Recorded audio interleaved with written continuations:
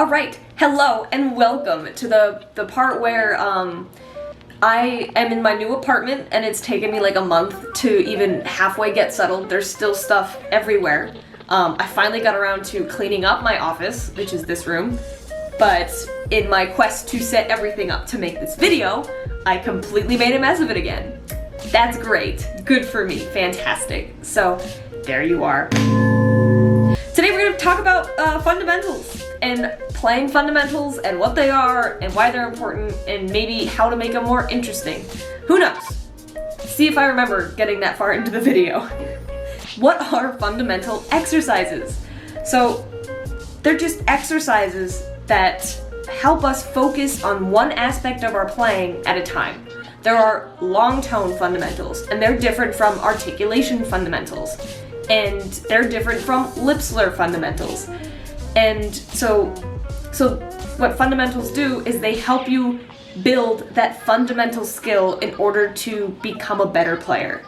So for example, you have long tone fundamentals. Odds are it's going to be, whole notes, half notes, double whole notes, like really long notes that force you to focus on your tone quality, your air production, like how much air you're putting into the horn consistently, and just making sure that you have the best sound possible. And whenever anyone asks me, like, oh, how do you work on tone? How do you get a better tone?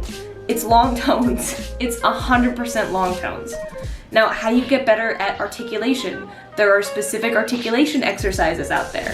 There's articulation exercises that are written that are like 8th notes or 16th notes. There are ones made for triplets and like duplets, like you name it, they're out there. And what the cool thing is about articulation exercises is you can take whatever articulation exercise that's written out for you that you need or are practicing, and you can apply any articulation to it. So say you have an articulation exercise and it's written so like there's a staccato on top of every note. You can completely disregard that staccato and play it completely legato.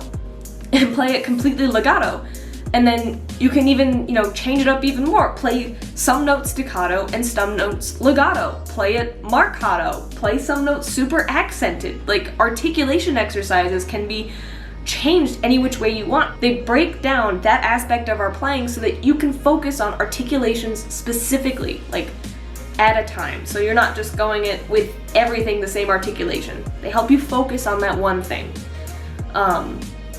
Same with lip slurs. Like, you can play lip slurs really, really up high. You can play lip slurs down low. You can focus on lip trills as well. I can't lip trill. I cannot get it. It's difficult, but I love lip slurs otherwise. Everyone's like, oh, I hate lip slurs. They're fun. Just practice. Like, those are some examples of fundamentals. They take one aspect of our playing, they put it on a piece of paper, and they say, hey, you're gonna play this scale, and you're gonna play it in whole notes, and that's your long tone exercise. You're gonna play that same scale, and you're gonna play every note staccato, and as super short as you want. And that's great too, and that's what fundamentals are. So the reason why a lot of people don't like to play them is because they just think they're boring. A lot of articulation exercises just go through scales, and they'll go through, like for brass, B flat, or E flat, or A flat, and just simple scales that everyone should really know, and they'll just take us through it, and it's like, okay, whatever. And they're not usually the most interesting. It's like up and down, maybe to the 5th, and back down to the bottom. And I understand why people can find them boring. But that's how you have to make them interesting. You can't just go into a practice room and say, I have these 12 fundamental exercises that I gotta do every day, and they're boring, so I'm just gonna put on YouTube in the background and just go through them and not focus. And if I play all the notes sort of well, then I'll get better. That's why they're boring, is because you're not treating them like a solo, or you're not treating them with the same level of like intensity that you would with a solo. So if you practice your fundamentals like you would practice a solo, say you had a really technical part in a solo that has a lot of different articulations, a lot of weird fingering patterns, you gotta practice your fundamentals like that. And if you go into it and say, hey, I'm gonna play this articulation exercise like 5 clicks faster than I'm used to, it's gonna change some things. So if you take the fundamental exercises that you're bored of and you change them up, and you treat them with the same respect and the same intensity that you do the solo that you've been struggling with, you will get better at those fundamental skills quicker. And pretty soon, You can do crazy lip slurs and crazy articulation things, like up and down and all around the instrument. And it'll feel good when you pick up a solo next time and are able to just kind of do it without having to worry a ton about it. So, like, people think fundamentals are boring. And while I understand that, you gotta make them fun. You gotta be, like, you gotta treat them with respect and intensity and, like, really fall in love with them. Because if you practice fundamentals every day and you give them respect and you give them intensity and you really truly fall in love with what you're playing and making music out of literally everything that is put in front of you, you're gonna get better, like, a lot quicker, and you'll find yourself really looking forward to, like, page 41, number 33 every day, and it's gonna be fun and you're gonna get better while you're having fun. I gotta double check that. I'm pretty sure it's my favorite exercise in the Arbans here. Page 41, number 3. This is, yeah, what do you know? This is one of my favorite articulation exercises. And it's on page 41, it's number 33.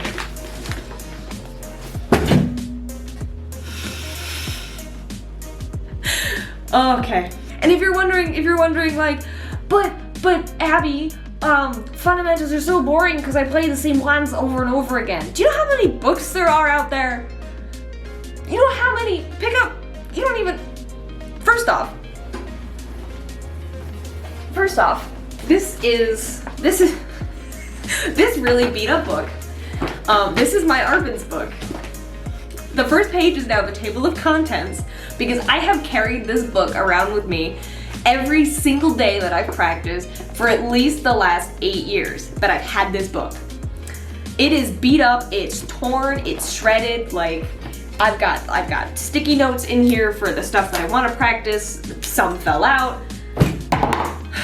If you can tell me honestly that out of the 272 pages out of the Arbans book, you know by heart and can play any which way that anyone could even think about asking you, well then you're fine.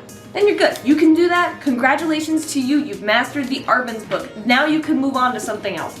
But if you can't do that, then the Arbans book has every fundamental you will ever need. It's when people say it's the Bible of brass playing, I am very inclined to agree, because every time I go into this book and I say, hey, this is what's giving me problems in this solo, and I pick up my Arbans book, I can find what I'm looking for and practice the fundamental that's gonna help me get better at that part of the solo. I am very passionate about the Arbans book. And here's the great thing about it. Here's another great thing about it.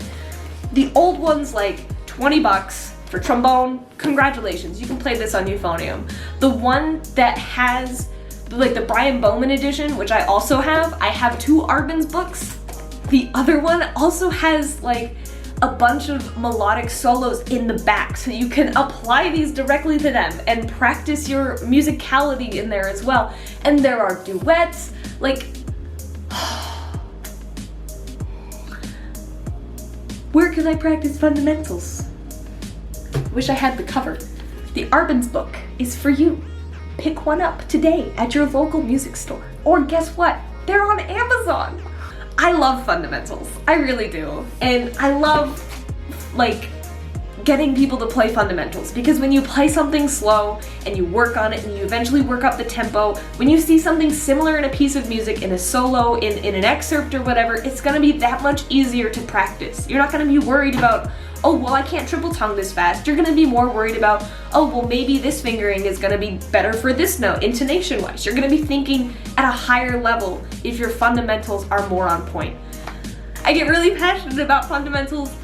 They're a lot of fun. Practice your scales, kids. Practice your fundies. Fall in love with them. Play them every day. Drive your neighbors crazy with just how many times you're gonna play number 33 on page 41 in 72 different ways. Just fall in love with it. Because one day when you've been doing this for ages and ages, you're just gonna wake up and you're gonna, sit down and practice your horn and you're gonna go, wow, I've made so much progress.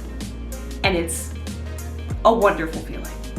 So yeah, that's my very passionate spiel on fundamentals, and I really hope you enjoyed. I hope you go practice your fundamentals. They're great. So thank you so much for watching. I really appreciate it. I really appreciate your continued support. If you all have any suggestions of stuff you'd like to see from me, please leave a comment down below. And if you really like my content, be sure to give it a thumbs up, and please subscribe for more of your lovely, goofy euphoniumness. Who knows? Oh, if you'd also like to support me, I also have a Patreon. Boop, here's my Patreon. I have some lovely supporters on there right now. Thank you so much to all of those who support me. Here is a list of them lovely people.